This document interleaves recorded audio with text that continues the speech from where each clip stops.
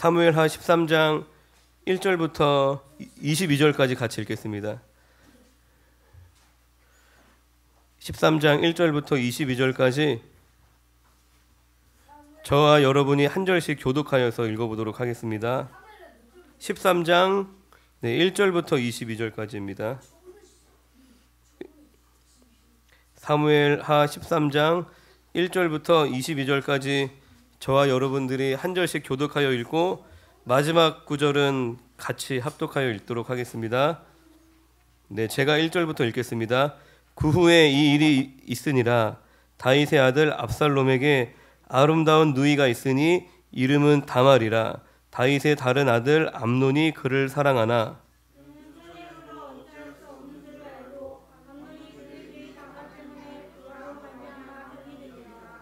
암논에게 요나답이라 하는 친구가 있으니 그는 다윗의 형 시므아의 아들이요 심히 강교한 자라.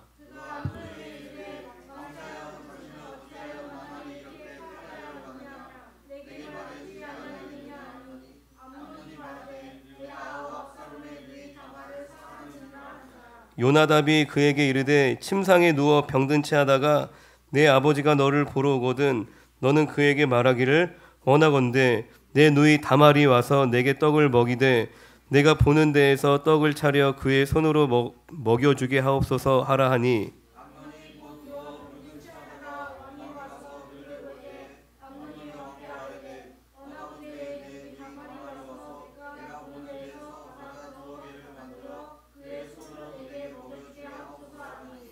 (7절입니다) 다윗이 사람을 그의 집으로 보내 다말에게 이르되 이제 내 오라버니 암논의 집으로 가서 그를 위하여 음식을 차리라 한지라.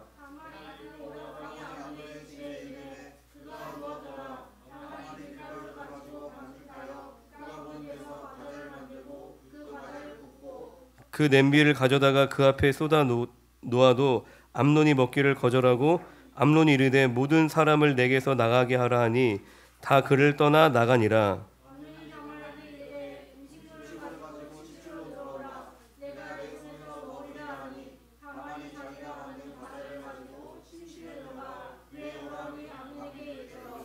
그에게 먹이려고 가까이 가지고 갈 때에 암논이 그를 붙잡고 그에게 이르되 나의 누이야 와서 나와 동침하자 하는지라.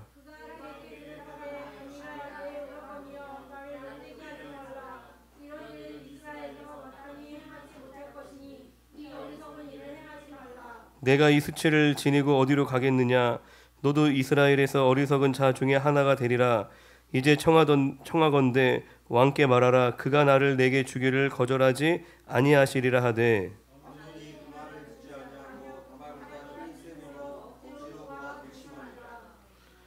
그리하고 암논이 그를 심히 미워하니 이제 미워하는 미움이 전에 사랑하던 사랑보다 더한지라.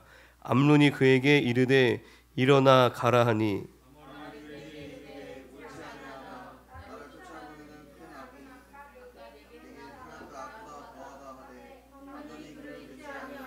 그가 부리는 종을 불러 이르되 이 계집을 내게서 이제 내보내고 곧 문빗장을 지르라 하니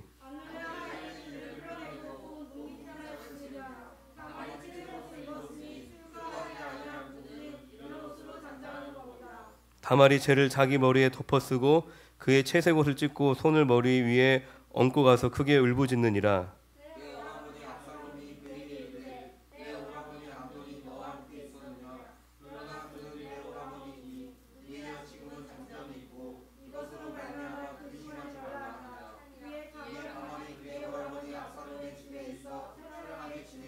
다윗 왕이 이 모든 일을 듣고 심히 노하니라. 함께 읽습니다. 압살롬은 암논이 그의 누이 다말을 욕되게 하였으므로 그를 미워하여 암논에 대하여 잘잘못을 압살롬이 말하지 아니하니라. 아멘. 할렐루야. 아멘. 다윗에게는 여러 명의 아내가 있었습니다. 그래서 궁에는 많은 이복 형제들, 엄마가 다른 형제들을 이복 형제라 그러죠. 이복 형제들이 함께 살고 있었습니다. 그 중에 가장 외모가 뛰어난 아들은 단연 압살롬이었습니다. 그리고 그의 누이 다말 또한 아름다운 외모를 지니고 있었다고 합니다. 그런데 다윗의 왕위를 이어받을 가장 유력한 아들이었던 큰아들 암논이라는 친구가 이복누이 다말의 외모에 반했어요. 그리고 그의 마음을 다스리지 못해 결국 상사병이 걸리게 됩니다. 그러니까 여동생을 이성으로 사랑한다는 것은 결코 용납될 수 없는 일입니다. 할렐루야. 명현이가 현정이를 막 사랑하는 거예요. 현정이랑 결혼하고 싶다. 혼나야죠. 이런 암논의 욕정은 다윗이 밧세바를 범할 때의 욕정과 매우 유사합니다. 그리고 다윗이 밧세바를 범한 일로 하나님께 받을 징계에 대한 예언이 있습니다. 사무엘하 12장 10절에 이제 내가 나를 업신여기고 햇사람 우리아의 아내를 빼앗아 내 아내로 삼았은즉 칼이 내 집에서 영원토록 떠나지 아니하리라 하셨고, 할렐루야. 이 예언이 다윗의 집에 성취되기 시작했다라고 볼 수 있습니다. 그러니까 자신의 죄와 허물로 인해서 자녀들까지 고통을 받게 된 것이죠. 성도는 항상 쉽게 불타오르는, 그리고 또한 쉽게 꺼져버리는 그 정욕을 경계해야 합니다. 할렐루야. 바람처럼 지나가는 감정이죠. 순간적으로 확 타올랐다가 확 꺼져버리는 그러한 정욕을 항상 조심해야 됩니다. 루터는 머리 위로 지나가는 새를 막을 수는 없으나 머리 위에 둥지를 트는 것은 막을 수 있다라고 말했습니다. 할렐루야. 새가 내 머리 위로 날아가는 것은 내가 어찌할 수 없죠.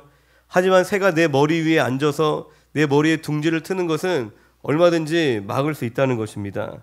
하루에도 수십 번, 아니 수백 번 우리 머릿속에는 온갖 악한 생각들이 지나갑니다. 할렐루야. 이 생각 자체를 막을 수는 없을지라도 그것이 머릿속에 자리를 잡고 죄로 발전해 가는 것은 막을 수 있다는 것입니다. 그리고 이 죄와 싸우는 것은 은혜 받은 성도의 삶에서 가장 중요한 일 중에 하나입니다. 이 죄를 멀리하는 것은 은혜 받은 자로서의 매우 합당한 태도인 것입니다. 할렐루야. 배응망덕하지 않은 삶의 가장 첫 번째가 우리가 죄와 싸우는 것입니다.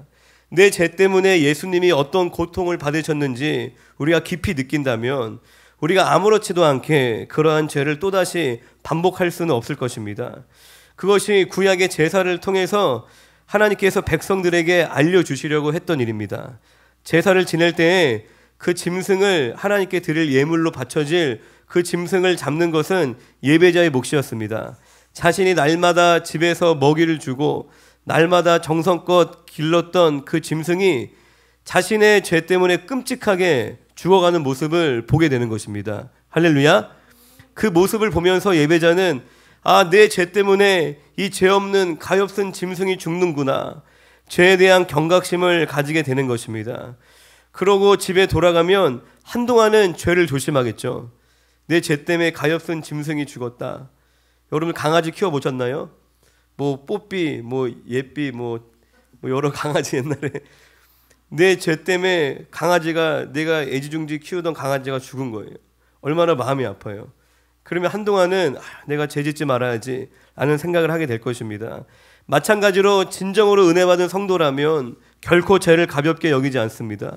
십자가에서 달리신 예수님을 생각하며 죄를 멀리하는 삶을 살아가게 되는 줄로 믿습니다. 그리고 죄와 싸우는 것은 하나님 나라 백성으로 살아가는 데에 또한 매우 중요한 덕목입니다. 죄와 싸우는 것을 다르게 표현하면 하나님의 말씀을 따르기 힘쓰는 것입니다. 할렐루야. 죄라는 것은 하나님의 말씀을 떠난 것이죠. 그렇다면 회개는 뭐죠? 다시 말씀으로 돌아가는 것이죠. 내가 죄와 싸운다는 것은 하나님의 말씀을 따르기에 힘쓰는 것이라는 겁니다.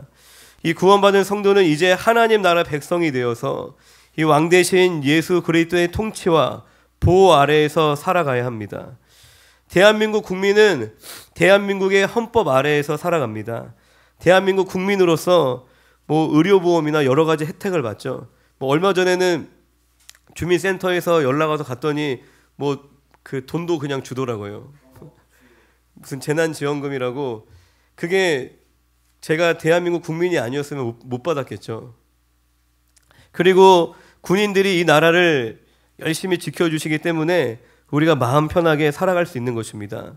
만약에 다른 나라가 침략을 하게 돼서 이 나라에 전쟁이 일어났어요. 그러면 정말 상상하고 싶지 않은 끔찍한 일들이 우리의 삶에 일어나는 것입니다. 막 총칼을 들고 사람들을 죽이고 내 친구들을 잡아가고 막 그러한 일들 생각하고 싶지도 않은 일들인 것이죠. 그런데 이 국가의 권위 아래에서 우리가 보호를 받기 때문에 평안하게 살 수 있는 것입니다. 그리고 국가의 법 아래에서 지켜야 하는 또한 의무들이 있습니다.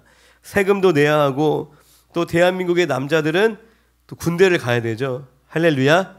20살이 되면 군대를 가야 됩니다. 그런데 이 나라의 법을 우리가 어기게 되면 어떻게 해요? 불이익을 당하게 되죠. 감옥에 갇히기도 하고. 미국이라는 나라에 가면 그 미국이라는 나라의 법이 있고, 중국에 가면 그 중국이라는 나라의 법이 있습니다. 각 나라마다 법은 다 조금씩 차이가 있겠죠. 할렐루야. 우리나라에서는 괜찮은 일인데 중국에 가면 안 되는 것도 있을 것입니다. 성도의 삶은 천국 가는 티켓을 우리가 끊어놓고 그냥 이전처럼 세상의 성공과 명예와 쾌락을 추구하며 살아가는 삶이 아닙니다. 성도는 내가 주인된 이 세상 나라 백성에서 이제 예수님이 왕이 되신 하나님 나라 백성으로 우리의 신분이 바뀌게 된 줄로 믿습니다. 할렐루야.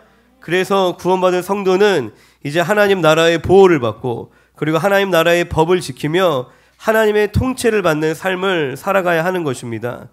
야고보서 1장 17절에는 온갖 좋은 은사와 온전한 선물이 다 위로부터 빛들의 아버지께로부터 내려오나니 그는 변함도 없으시고 회전하는 그림자도 없으시니라 라고 우리에게 약속을 하십니다.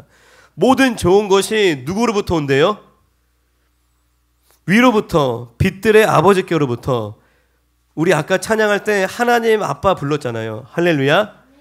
우리의 아버지 되시는, 하늘 아버지 되시는 여호와 하나님으로부터 우리에게 필요한 모든 좋은 것들이 다 내려오는 줄로 믿습니다. 우리가 하나님의 법을 잘 지키며 하나님의 통치 아래에서 살아갈 때 우리가 그러한 풍성한 삶을 누리게 되는 것입니다. 할렐루야. 하나님의 법을 잘 지키며 하나님 주시는 그 풍성함을 누리는 살아가는 모든 성도님들이 되시기를 주님의 이름으로 축원드립니다. 그런데 우리가 이 말씀을 따르는 삶, 하나님의 주권과 통치 아래 살아가는 삶은 단순히 우리의 의지와 노력의 문제만은 아닙니다. 인간의 뇌가 그렇다고 합니다. 옳은 것에 반응하는 것이 아니라 인간의 뇌는 익숙한 것에 반응을 한다고 합니다. 그러니까 내 감정이나 머릿속에 스쳐가는 온갖 악한 생각을 우리가 따르는 것이 아니라 하나님의 말씀을 따라 살기 위해선 하나님의 말씀이 내 안에 가득가득 채워져야 한다는 것이에요. 할렐루야. 하나님의 말씀이 내 뇌 안에, 내 마음 안에, 내 생각 안에 가득가득 채워져야지 우리가 하나님 뜻 가운데 반응할 수 있다는 것입니다. 시편 119편 9절에도 청년이 무엇으로 그의 행실을 깨끗하게 하리이까 주의 말씀만 지킬 따름이니이다. 내가 전심으로 주를 찾았사오니 주의 계명에서 떠나지 말게 하소서. 내가 주께 범죄하지 아니하려 하여 주의 말씀을 내 마음에 두었나이다. 할렐루야. 주의 말씀을 우리 안에 두는 것이 우리가 죄를 이기고 거룩하게 사는 길인 줄로 믿습니다. 요즘 많은 교회들이 큐티라는 말씀 묵상을 많이 합니다. 저희 교회도 3년 전부터 생명의 삶이라는 큐티 책으로 이제 말씀 묵상 어떻게 보면 이제 운동을 하고 있는 거예요. 제가 날마다 이제 오늘의 큐티 하고 카톡방에 올려드리는 게 그 생명의 삶 그날 큐티 본문을 올려드리는 것입니다.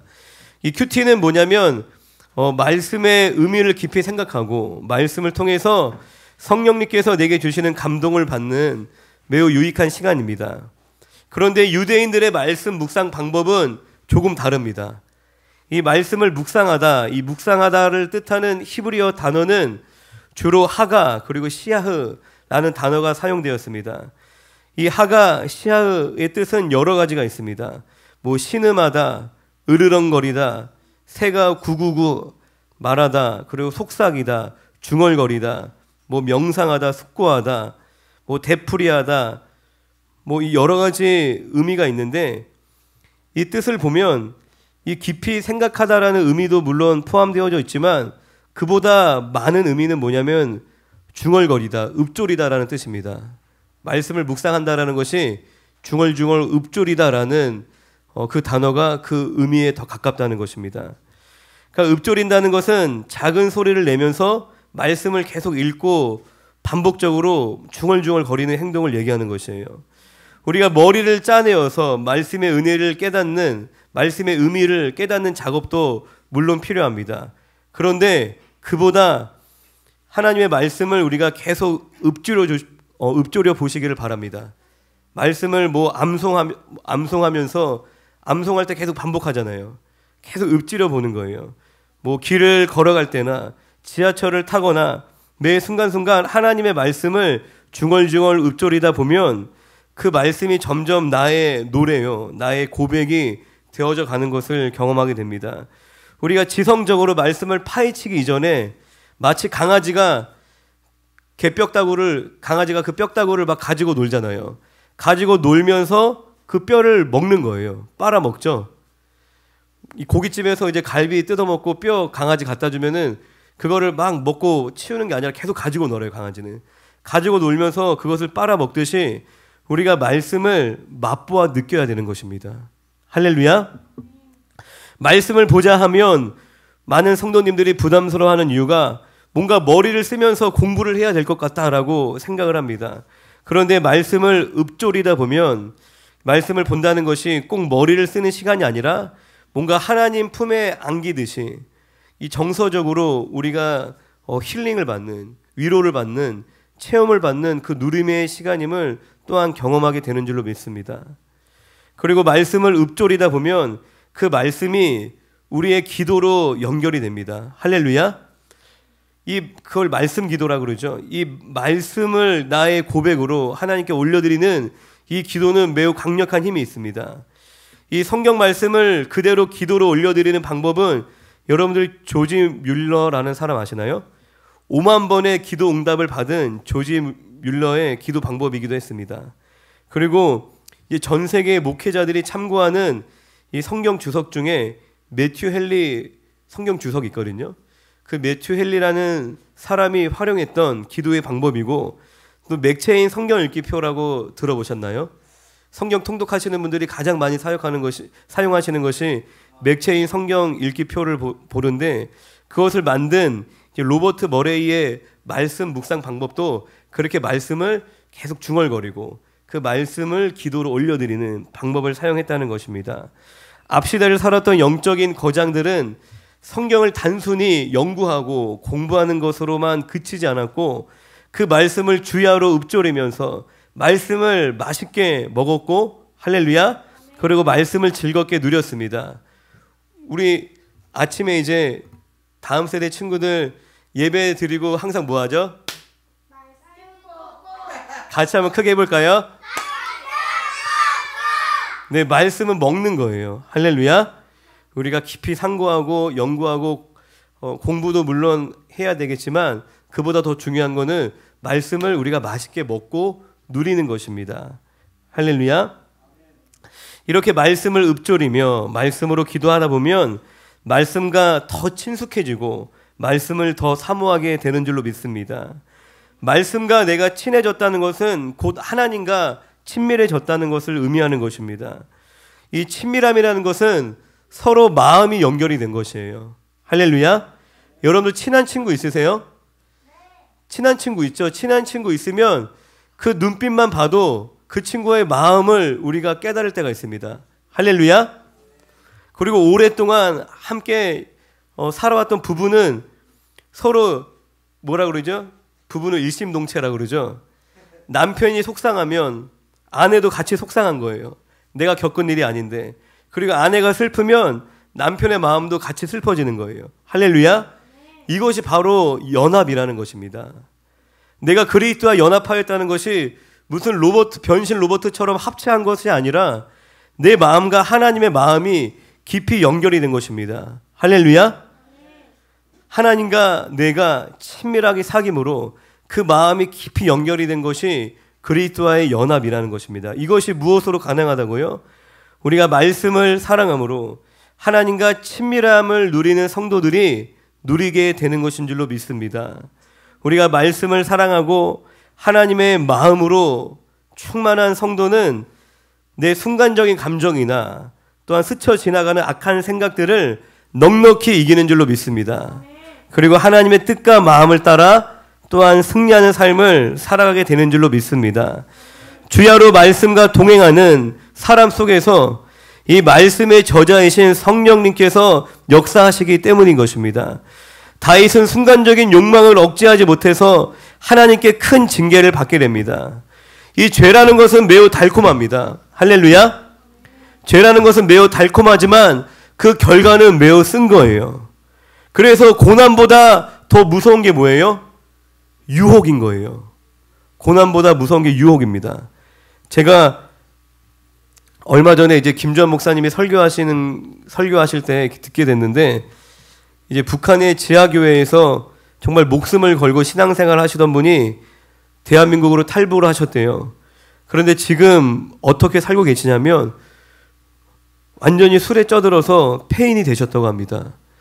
물론 지하교회에 계셨던 분들이 다 그렇게 사시는 건 아니겠지만, 그러니까 북한 지하교회에서 막 고난을 받을 때는 그 믿음이 더 순결하게 만들어졌지만, 이 자본주의 사회에 와서 물질의 풍요로움을 맛보고 나니 오히려 그 믿음이 더 흔들리고 완전히 무너져 내렸다는 것입니다. 할렐루야. 이 죄에 대한 유혹, 이 죄에 대한 경각심을 여러분들이 회복하시기를 주님의 이름으로 축원드립니다. 여러분들이 과거에 끊었다가 다시 타협해버린 그런 죄가 있진 않습니까? 아니면 그냥 대놓고 즐기고 있는, 뭐 큰 문제 생기지 않네, 그거는 모르는 거예요. 엄청난 문제가 생기고 있을 수도 있습니다. 그러한 죄악들이 있진 않습니까? 그러한 죄가 있다면 이 밤에 하나님 앞에 다시 한번 회개하기로 결단하시기를 주님의 이름으로 부탁드립니다. 죄는 하나님이 주시는 많은 좋은 것들을 가로막는 장애물이기 때문입니다. 그리고 오늘 본문을 보면 암논에겐 요나답이라는 매우 강교한 친구라고 표현되어져 있죠. 매우 강교한 친구가 있었습니다. 이 요나답은 암논이 이복 동생 다말을 범하는 데에 매우 결정적인 역할을 합니다. 그것은 요나답이 암논에게 악한 계획을 알려주었기 때문입니다. 5절을 같이 한번 읽어볼까요? 사무엘하 13장 5절. 5절 함께 읽습니다. 시작.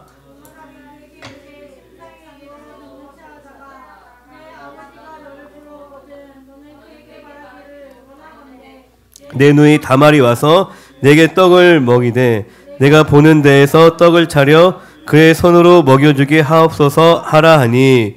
할렐루야. 병든 척해서 침상으로 유인을 하라는 것입니다. 할렐루야. 이 암논은 자신의 욕정을 채우기 위해서 아버지 다윗도 속이고 여동생 다말도 속인 것입니다. 이 암논의 비정상적인 욕망이 이 요나답의 계략을 통해서 실현이 되었습니다. 성도는 악을 부추기는 사람을 멀리해야 합니다. 할렐루야. 우리 주변에는 얼마든지 이 요나답처럼 나를 위해 주는 것처럼 보이지만 우리가 타락의 길로 가도록 악을 부추기는 사람들이 분명히 있을 수도 있습니다. 그러한 사람들보다 하나님의 말씀으로 내게 조언을 해줄 그 믿음의 친구를 더욱 가까이 두시기를 주님의 이름으로 축원드립니다. 이 악을 부추긴다라는 것이 이 요나답처럼 이런 극단적인 경우만 있는 것이 아닙니다. 대부분 사람들은 어떤 사람을 좋아해요? 내게 싫은 소리 하는 사람을 좋아해요? 내게 옳은 소리 하는 사람 좋아해요? 내게 좋은 얘기 해주는 사람을 좋아하죠. 내 마음을 알아주고 내가 원하는 대로 내가 할 수 있도록 격려해주는 사람, 내 편을 들어주는 사람을 보통 좋아합니다. 그리고 이 세상 풍조는 어떻죠? 사람 마음속에 답이 있다 이렇게 가르칩니다. 할렐루야. 네 마음에서 원하는 대로 살아가라 라고 이렇게 우리를 부추기고 있습니다. 이러한 세상 풍조 속에서 사람들은 내가 원하는 말을 내게 해주고 내 편을 들어주는 사람을 자연스럽게 좋아하게 되는 것입니다. 그러나 믿음의 성도의 삶은 이 세상 풍조와 구별된 삶을 살아야 하는 줄로 믿습니다. 내 마음에서 원하는 것을 지지해주고 내 편을 무조건 들어주는 그런 사람이 아니라 하나님의 말씀으로 나를 이끌어주는 사람이 어쩌면 내게 더 필요하고 내게 더 좋은 사람일 수 있다는 것입니다. 아, 괜찮아. 나도 술 먹어. 나도 교회 장로야. 괜찮아, 한잔해. 나도 옛날에 너처럼 그렇게 신앙생활 했었어. 별거 없어. 괜찮아. 나도 11조 안 해. 나도 헌금 안 해. 괜찮아. 하나님도 다 아실 거야. 우리가 가난한 거. 괜찮아. 나도 나쁜 거 봐. 그럴 수 있어. 할렐루야. 그리고 막 누군가를 내가 막 욕할 때 그 사람 왜 이래. 옆에 같이 그냥 욕해주는 그런 사람들이 아니라 힘들겠지만 우리 같이 기도하자. 하나님의 뜻은 그것이 아닌 것 같아. 조심스럽게 이러한 말을 해줄 수 있는 사람이 진정으로 내게 유익한 사람입니다. 그런데 하나님의 뜻을 내게 전해주는 것과 나의 잘못을 비난하고 또 나보다 높은 위치에 서서 나를 가르치려고 하는 것은 또 전혀 다른 것입니다. 우리가 지체에게 말씀으로 권면할 때는 항상 겸손한 마음으로 해야 하는 줄로 믿습니다. 왜냐하면 나도 완벽한 사람이 아니기 때문입니다. 너무 지나친 권면은 마치 내가 더 우월한 사람이야 라는 모습으로 비춰질 수도 있습니다. 그리고 우리가 누군가에게 권면할 때는 사랑의 마음으로 해야 합니다. 왜냐하면 말씀대로 살지 않는 사람들의 대부분은 하나님 뜻이 뭔지를 몰라서 그렇게 못 사는 경우도 있지만 그보다 알지만 안 되는 경우가 사실 더 많습니다. 그래서 낙심한 지체를 아끼고 사랑하는 마음으로 권면을 해야 하는 것입니다. 할렐루야. 우리가 이처럼 지체에게 겸손하게 사랑으로 권면하는 그러한 사람이 되기 위한 가장 좋은 방법은 내가 말씀대로 살기 힘쓰는 것입니다. 할렐루야. 내가 정직하게 하나님 말씀대로 살고자 힘을 쓰면 우리 안에 어떤 마음이 생길까요?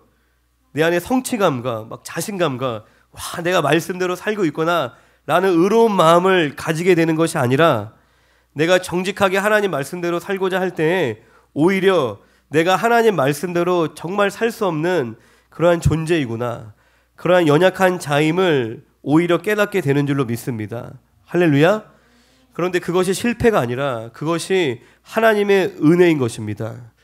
내가 연약한 존재, 하나님 없이는 살아갈 수 없는 존재라는 것을 내가 깊이 깨달으면 깨달을수록 더 겸손하게 하나님을 더 간절히 의지할 수 있게 되는 줄로 믿습니다.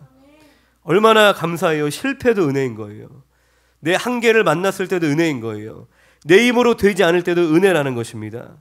하나님은 약할 때 강함 되시는 하나님이신 줄로 믿습니다. 비록 나는 연약하지만, 나는 무력하지만 내가 간절히 하나님을 의지할 때 그렇게 하나님을 의지하는 삶이 하나님의 강함을 맛보는 가장 능력 있는 삶인 줄로 믿습니다. 그렇게 겸손케 될 때 말씀대로 살지 못해 낙심한 지체의 마음을 공감할 수 있게 되는 것입니다.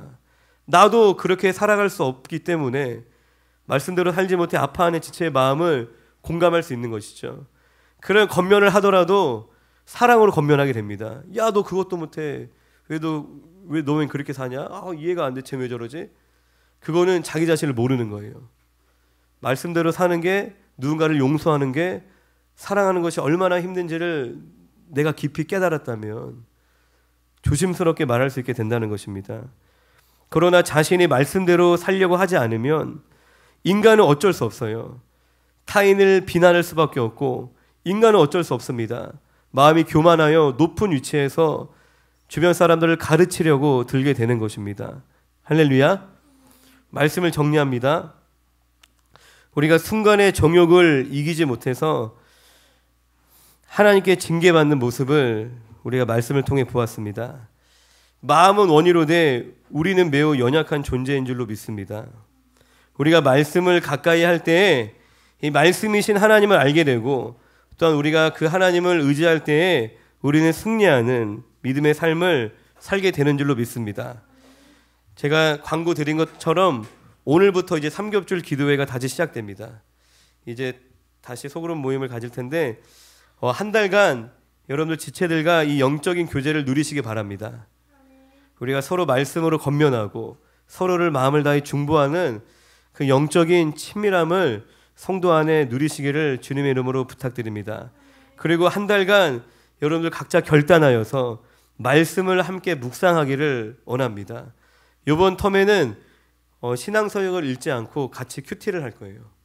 한 주간 같이 말씀을 열심히 묵상하고 그리고 수요일 날 모였을 때 같이 조원들과 함께 받은 은혜를 또 나누고 그러한 시간들을 가지려고 합니다. 그럼으로써 죄와 싸워 승리하고 하나님이 주시는 풍성함을 누리는 우리 사랑하는 성도님들이 되시기를 주님의 이름으로 축원드립니다. 우리 한 가지만 같이 좀 합심해서 기도하고 오늘은 조별 모임을 간단하게 하도록 하겠습니다. 조는 제가 이따가 제비를 뽑아드리겠습니다. 할렐루야. 우리 들은 말씀 생각하면서 우리 한 가지만 같이 하나님 앞에 기도합시다. 여러분들 이제 사무엘하 13장을 읽다 보면은 굉장히 충격적인 일이 벌어지죠. 이 암논이 다말을 범한 다음에 완전히 태도가 돌변하여서 그녀를 심히 미워합니다. 그냥 암논에게 다말은 자신의 욕구를 푸는 그러한 대상이었던 것이에요.